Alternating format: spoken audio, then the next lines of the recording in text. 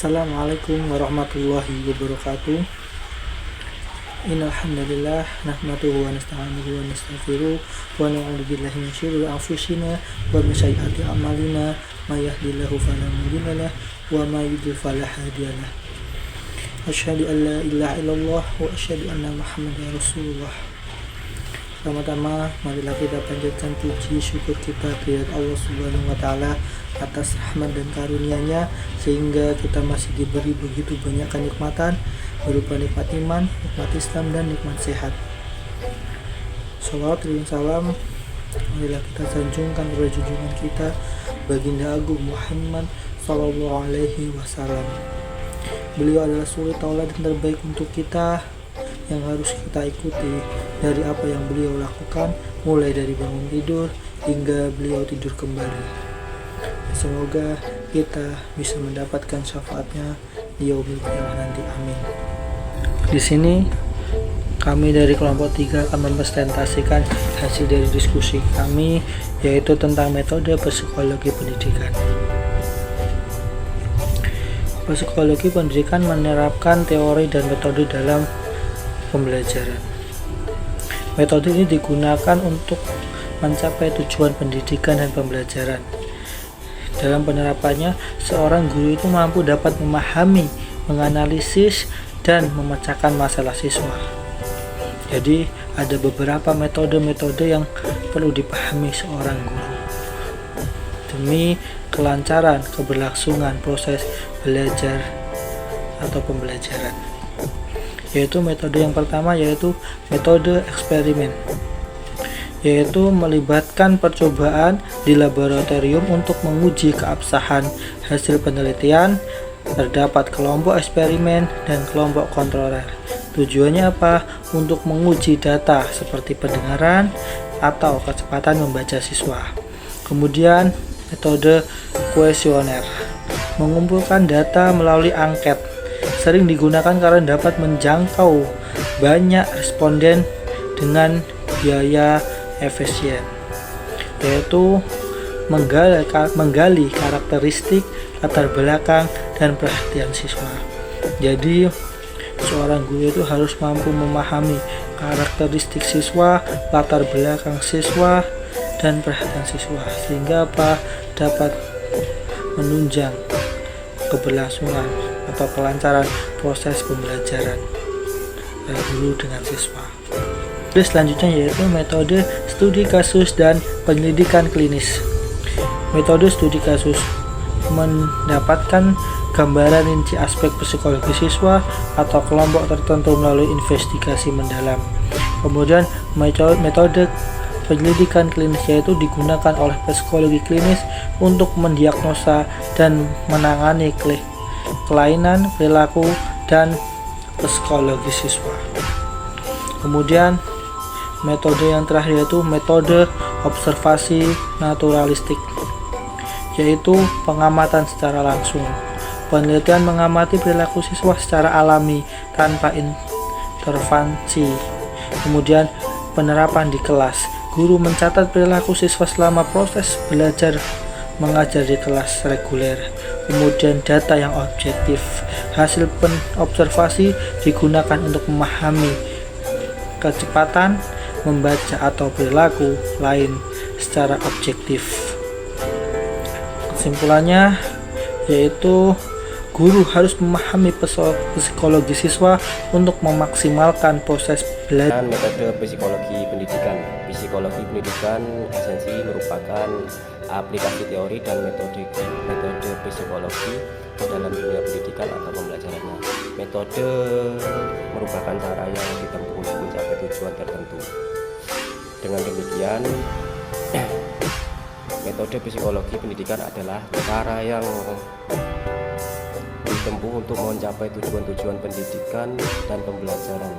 Metode psikologi pendidikan ini sering digunakan oleh guru bimbingan, konseling, atau guru pada umumnya untuk memahami dan memecahkan problem-problem, atau guru pada umumnya memahami dan memecahkan pendidikan dan pembelajaran siswa. Aplikasi ini diperuntukkan bagi keperluan pemahaman kondisi awal, pengumpulan data analisis data, refleksi, perumusan simpulan, dan rekomendasi untuk solusi. Adapun metode dalam psikologi pendidikan dalam memperoleh fakta-fakta pengetahuan tentang tingkah laku yang khusus dalam situasi yang ada hubungannya dengan tujuan praktek pendidikan di sekolah. Psikologi pendidikan akan menggunakan metode psikologi sebagai berikut. 1. Metode eksperimen. Eksperimen merupakan serangkaian percobaan yang dilakukan oleh eksperimenter, penelitian yang bereksperimen dalam sebuah laboratorium atau ruangan yang sudah ditentukan. Teknik pelaksanaannya disesuaikan dengan data yang akan diangkat, misalnya data pendengaran siswa, gerak mata siswa ketika membaca, juga mengukur kecepatan siswa terhadap suatu stimulus tertentu. Metode eksperimen sering dilakukan dengan penelitian psikologi pendidikan, tujuannya untuk menguji keabsahan dan kecermatan kesimpulan-kesimpulan yang terkait dari hasil temuan penelitian dengan metode lain. Contohnya, apabila sebuah kesimpulan yang ditarik dari sebuah penelitian dengan metode observasi misalnya menimbulkan keraguan atau masalah baru, maka dilakukan percobaan eksperimen. Untuk mengantisipasi hal-hal yang diinginkan, maka rencana eksperimen dibuat sebaik mungkin sehingga semua unsur peneliti, baik pengguna laboratorium atau tempat dan subjek yang akan diteliti, itu betul-betul memenuhi syarat dan penelitian eksperimental. Objek yang akan diteliti dibagi menjadi dua kelompok, yaitu kelompok percobaan atau experimental group, itu yang terdiri sejumlah orang yang tingkah lakunya diteliti oleh perlakuan khusus sesuai dengan data yang diinginkan, serta ada kelompok perbandingan control group terdiri dari objek yang jumlah dan karakteristik sama kelompok percobaan, tetapi tingkah lakunya untuk diteliti atau diperlakukan seperti kelompok percobaan. Juga ada metode studi khusus.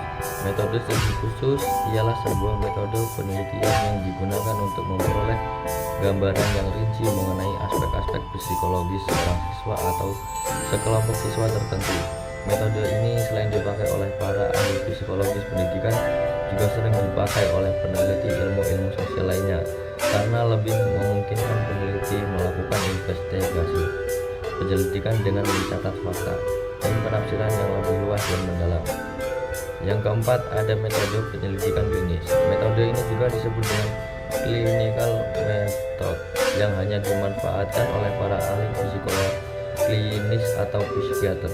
Oleh karena itu, dalam penggunaan metode ini harus melalui prosedur diagnosis dan penggolongan penyakit kelainan jiwa, juga cara-cara memberi perlakuan pemulihan terhadap kelainan jiwa tersebut. Jean Piaget adalah yang mula-mula manfaatkan metode pendidikan klinis tersebut untuk kepentingan pendidikan. Piaget telah sering menggunakan metode ini untuk mengumpulkan data dengan cara yang unik, yaitu interaksi semua ilmiah antara peneliti dengan anak yang diteliti. Metode penyelidikan klinis ini hanya digunakan untuk menyelidiki anak ataupun siswa yang mengalami penyimpangan psikologi atau penyimpangan perilaku. Dalam penggunaannya, peneliti bisa menyediakan benda, memberi tugas dan pertanyaan yang bisa dikerjakan secara bebas dan kehendak anak tersebut. Yang kelima, ada metode observasi naturalistik. Metode observasi naturalistik adalah sejenis observasi yang dilakukan secara alamiah. Dalam hal ini, peneliti berada di luar objek yang diteliti, atau dia tidak menempatkan diri sebagai orang yang sedang melakukan penelitian. Metode ini juga digunakan oleh psikolog perkembangan, para psikolog kognitif, dan para psikolog pendidikan. Dalam hal penggunaannya bagi kepentingan psikolog pendidikan, seorang peneliti atau guru yang menjadi hasilnya dapat mengaplikasikan metode observasi ilmiah ini lewat kegiatan pengajaran atau belajar mengajar dalam kelas reguler, yakni kelas tatap dan biasa, bukan kelas yang diadakan secara khusus. Selama proses belajar mengajar berlangsung, jenis perilaku siswa yang diteliti, Misalnya kecepatan membaca dicatat dengan lembar format observasi yang khusus dirancang sesuai dengan data dan informasi yang akan diinput. Sekian presentasi dari kami. Jika ada salah kata pengucapan, saya mohon maaf. Saya akhiri. Wallahumma fiq ila aqwamit thoriq. Wassalamualaikum warahmatullahi wabarakatuh.